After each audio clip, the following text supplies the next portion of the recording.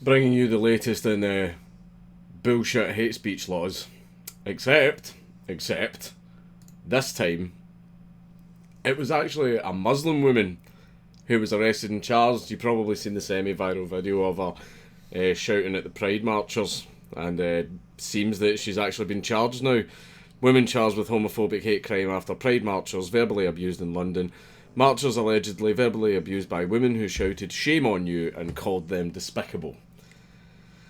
A woman has been charged with committing a homophobic hate crime after Pride marchers were verbally abused in London. Now, that's the thing is, imagine with it's a common occurrence now. Like I enjoy how much things like this make Americans scratch their head. Where if you say something mean to someone in public, that's an arrest, that's a charge, that's possibly jail time and a criminal record. That's where we're at now. Now, if she ran up and punched one of them and started assaulting him, then yeah, absolutely, that's a completely different story. But all she did was say things. I mean, isn't it weird that if you use your vocal cords to make specific noises, you can end up in jail? It's really weird when you think about it like that. Jamila Chowdhury is accused of a public order offence during the Waltham Forest Pride event on the 27th of July. The 38-year-old from Walthamstow has been released on bail. Oh, well, that's nice. Is due to appear at Thames Magistrates Court on the 3rd of October. Footage widely shared on social media showed a woman wearing a black niqab shouting at a marcher draped in a rainbow LGBT plus flag. Shame on you, the woman could be heard shouting. God created Adam and Eve, not Adam and Steve. It's kind of weird. It's kind of weird that a Muslim woman is talking about Adam and Eve. I don't know. Is Adam and Eve in Muslim scripture? I've no idea. I've no idea. I won't lie. But imagine that being a crime. Shame on you. God created Adam and Eve, not Adam and Steve. She was basically arrested for having an opinion. I mean, it's not an opinion I agree with, but I mean, if Pride wants to hold their marches, Pride can hold their marches. You know, go ahead, go nuts. I'm not really a fan of it, not for the LGBT part, but I am not a fan of anything that causes traffic.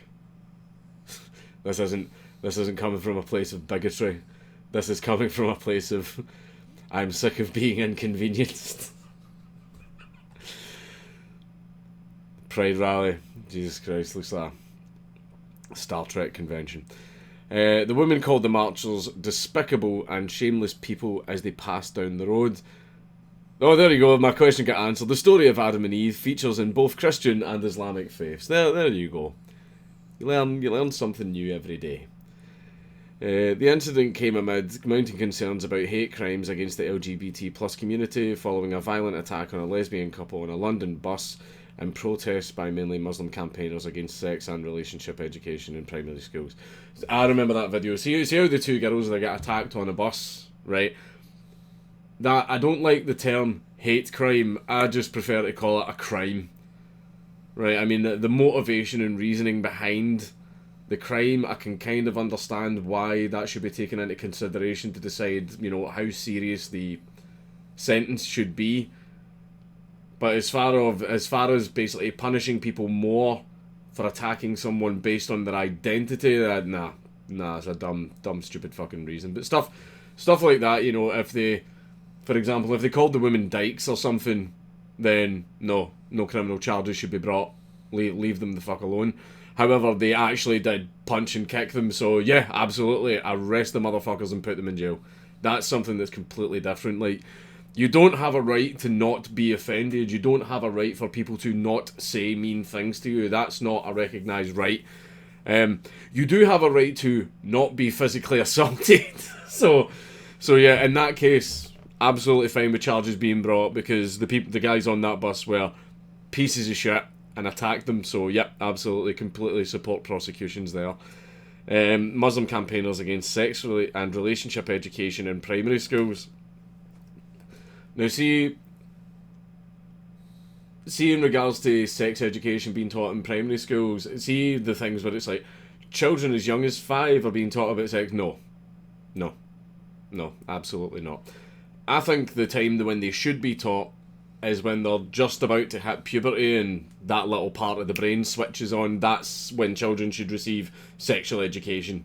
That is when they should receive it. You know, I can remember the absolute cringe. Like, the funny thing is like I feel bad for the teachers and I feel bad for the parents for having to have that talk with children, because they feel embarrassed, they feel shy, they have to do it because it's necessary, but they feel really cringe when they're doing it.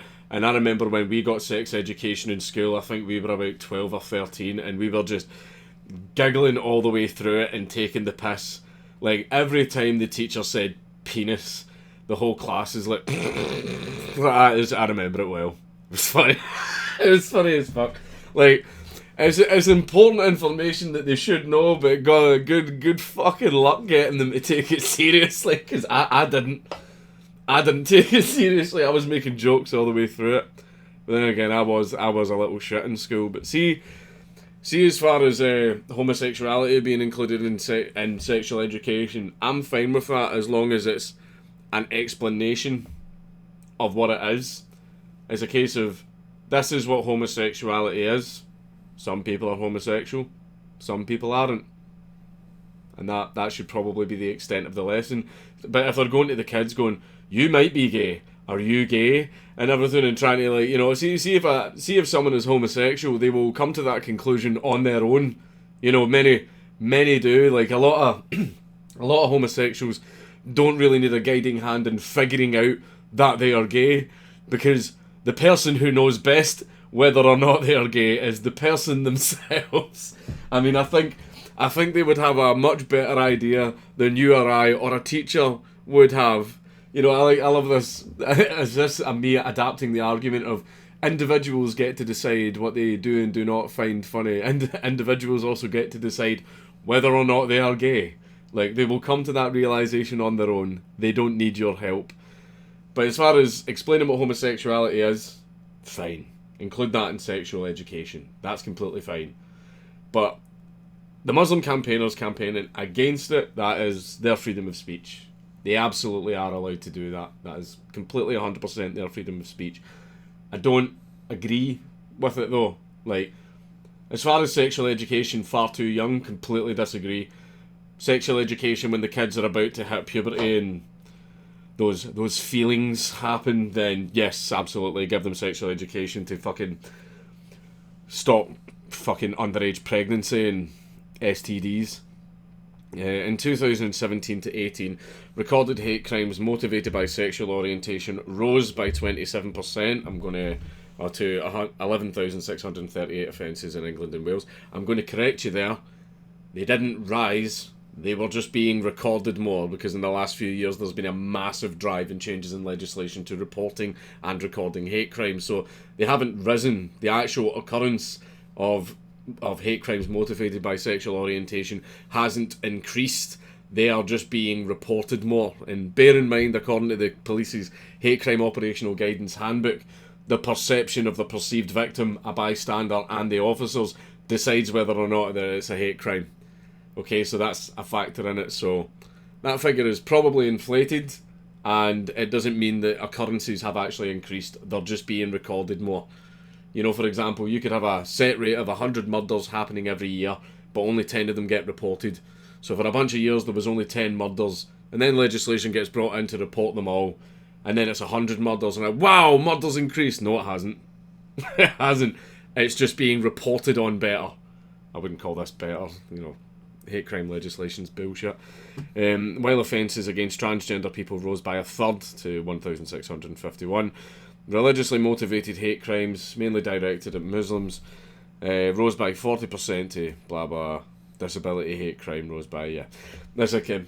The exact same thing applies. These things aren't actually increasing. You know, we literally are one of the most tolerant countries on earth.